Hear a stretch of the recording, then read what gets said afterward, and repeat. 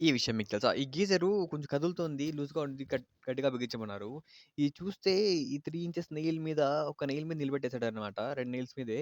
ఇది ఎప్పుడైనా విరిగి ఈజీగా పడిపోయే ఛాన్స్ ఉంటుంది. ఇలా చేయడం చాలా రిస్కీ అనమాట. సింపుల్‌గా చెప్పాలంటే ఇప్పుడు యూజ్ చేస్తున్నప్పుడు గీజరు అది గాన లైవ్ పవర్‌లో ఉన్నప్పుడు కింద పడితే ఎంత డ్యామేజ్ అవుతుంది. షార్ట్ సర్క్యూట్ అవుతుంది. షాక్ కొడుతుంది గదా! అలా కాకుండా క్లీన్‌గా బిగించుకోవాలి ఫస్టు. దానికోసమైతే ఈ కనెక్షన్ వాల్వ్ తీస్తే దాంట్లో ఉండే నీళ్ళంతా బయటకి తీసేయాలన్నమాట. వచ్చేసిన తర్వాత దాని తర్వాత ఈ నెయిల్‌నైతే పెరిగేసాము. పెరిగేసి ఇలా పెద్ద రాడ్స్ ఉంటాయి గదా! పెద్ద బోల్ట్స్ ఉంటాయి. Anchor bolts దాన్నేసి బిగించామన్నమాట. బిగించడానికి ఆ డ్రిల్‌తో హోల్ చేసుకోవాలి ఫస్టు. సైజ్ రాడ్ ప్లగ్స్ పట్టేలాగా.